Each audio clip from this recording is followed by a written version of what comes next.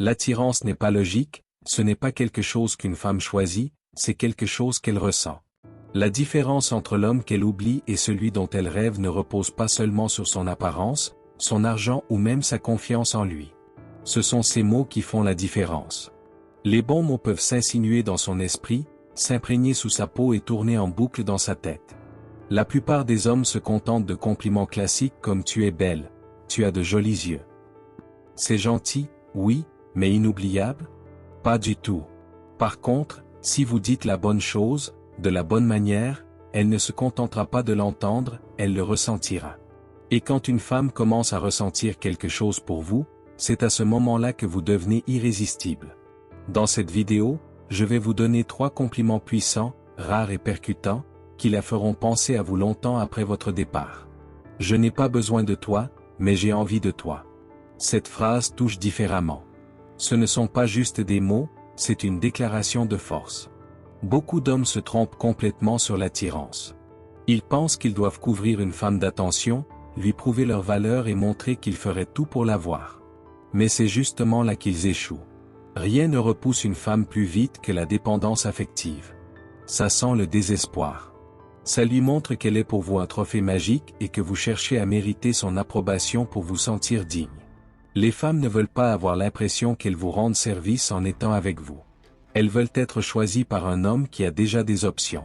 C'est pour cela que la phrase « je n'ai pas besoin de toi, mais j'ai envie de toi » est si puissante. Elle change totalement la dynamique. Elle lui fait comprendre « tu n'es pas le centre de mon monde. Je peux partir à tout moment. Je te choisis parce que je vois quelque chose de spécial en toi, pas parce que j'ai besoin de combler un vide dans ma vie. » Et c'est exactement cette énergie qui rend une femme accro. Il y a une raison psychologique profonde à cela, c'est la loi de la rareté. Les gens accordent plus de valeur à ce qui est rare, incertain ou difficile à obtenir. Réfléchissez si un homme est toujours disponible, toujours le premier à envoyer des messages, toujours prêt à tout pour plaire, que se passe-t-il? Il devient prévisible, attendu, ennuyant.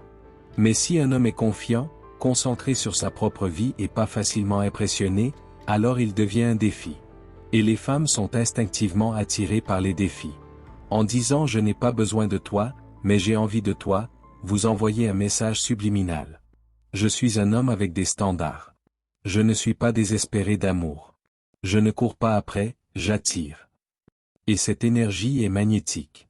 Mais attention, il ne s'agit pas de jouer les hommes froids ou inaccessibles. Il ne faut pas être impoli, distant ou émotionnellement indisponible. Beaucoup d'hommes font cette erreur. La confiance en soi, c'est connaître sa valeur. L'arrogance, c'est vouloir forcer les autres à la reconnaître. Grande différence. Si vous dites cette phrase avec un sourire prétentieux, elle verra clair dans votre jeu. Mais si vous la dites avec une véritable assurance, si vos actions le prouvent, si votre vie est déjà remplie de passion, d'objectifs et de satisfaction personnelle, alors elle le ressentira. Et ce ressenti la rendra incapable de vous oublier. L'important, c'est le timing et le temps. Ce n'est pas une phrase à sortir n'importe quand. Il faut l'utiliser à des moments où elle cherche à savoir où vous en êtes. Si une femme te demande « tu m'aimes bien », au lieu de répondre « oui » tout de suite, dis-lui « je n'ai pas besoin de toi, mais j'ai envie de toi ». Si elle te demande « qu'est-ce que tu trouves chez moi ?» au lieu de lister des raisons comme un homme en manque, réponds simplement « je n'ai pas besoin de toi, mais j'ai envie de toi ». Si elle joue à la difficile, te taquine ou te teste, cette phrase inverse immédiatement la dynamique. Elle comprend alors que tu n'as pas peur de partir, que tu ne supplies pas, que tu ne cours pas après elle. Et c'est précisément à ce moment-là qu'elle commence à courir après toi. Je parie que la plupart des mecs ne te font pas ressentir ça. Les mots ont du pouvoir, mais ils ne se valent pas tous. Certains sont oubliés, d'autres provoquent une simple réponse polie, et puis il y a ceux qui marquent, ceux qui restent gravés dans l'esprit. C'est exactement l'effet de cette phrase. Ce n'est pas un compliment, ni une question. C'est une suggestion subtile. Quand tu dis « je parie que la plupart des mecs ne te font pas ressentir ça », tu plantes une idée dans son esprit. Une idée qu'elle ne pourra s'empêcher d'explorer. Elle va commencer à se demander « Attends, est-ce que je ressens vraiment quelque chose de différent avec lui? Qu'est-ce qu'il a de plus que les autres? Pourquoi ce moment semble-t-il plus intense ?» Et plus elle y pense, plus elle le ressent. Voilà la puissance de la suggestion. Tu ne lui dis pas ce qu'elle doit ressentir, tu la laisses réaliser par elle-même qu'elle vit quelque chose d'unique avec toi. Et cette prise de conscience la rend accro. Les femmes ne tombent pas seulement pour des mots, mais pour ce que ces mots leur font ressentir. Cette phrase déclenche ce qu'on appelle l'effet de contraste. Un principe psychologique qui pousse quelqu'un à accorder plus d'importance à une expérience quand on la compare à une autre. En disant « je parie que la plupart des mecs ne te font pas ressentir ça », tu crées immédiatement une comparaison dans son esprit. Elle repense à ses anciennes relations, aux autres hommes qu'elle a connus, et inconsciemment, elle te place au-dessus d'eux. Parce que si tu n'étais pas différent, si elle ne ressentait pas quelque chose de rare avec toi, pourquoi aurais-tu dit ça? L'attirance ne repose pas que sur le physique. Ce qui fait qu'une femme s'attache à un homme, c'est l'investissement émotionnel. Elle peut trouver un homme séduisant, mais si elle ne ressent rien de particulier avec lui, il sera facilement oubliable. Cette phrase l'oblige à se connecter émotionnellement. Elle ne se contente plus de t'écouter, elle analyse comment elle se sent en ta présence. Et c'est précisément à ce moment-là qu'elle commence à vouloir plus. La plupart des hommes s'arrêtent à des compliments de surface, « tu es belle, tu sens bon, tu as de beaux yeux ». C'est pour cela que cette phrase est si puissante. Elle ne parle pas de son apparence, mais de ce qu'elle vit avec toi. Et c'est ça qui la touche profondément. Comment bien l'utiliser? Le timing est essentiel. Trop tôt, ça fait forcer. Mal placé, ça perd son impact. Voici les meilleurs moments. Après une conversation profonde, si elle se confie, partage des pensées personnelles ou rit plus que d'habitude, c'est le moment parfait. Quand il y a une tension entre vous, si l'énergie change, si vous flirtez et qu'elle commence à te regarder autrement, cette phrase amplifie l'attraction. Juste avant de partir, dire cette phrase en clôture d'un échange crée un effet persistant. Elle y pensera toute la nuit. Mais surtout, il ne suffit pas de dire ces mots. Il faut créer un moment où elle ressent vraiment quelque chose de spécial avec toi. Maintiens son regard un peu plus longtemps. Ralentis la conversation pour qu'elle devienne plus intense. Dis-le quand tu sens que le lien émotionnel est déjà en train de se former. Si tu fais ça correctement, elle ne se contentera pas d'entendre tes mots, elle les ressentira. Et ce sentiment la poussera à revenir vers toi. Je sais que tu es un problème, mais ça me plaît. Il y a une frontière fine entre l'attirance et l'obsession. Et cette phrase, elle pousse une femme directement dans l'obsession. Pourquoi? Parce qu'elle active l'un des désirs psychologiques les plus puissants chez une femme. Se sentir désirée, mais pas facilement acquise. La plupart des hommes font l'erreur d'être trop gentils, trop d'accord avec tout, trop prévisibles. Ils hochent la tête, font des compliments, essaient de prouver qu'ils sont sûrs et inoffensifs. Mais le problème, c'est que les femmes ne veulent pas du sans risque. Elles ne veulent pas d'un homme trop prévisible. Elles veulent quelqu'un qui voit leur côté imprévisible et l'accepte pleinement.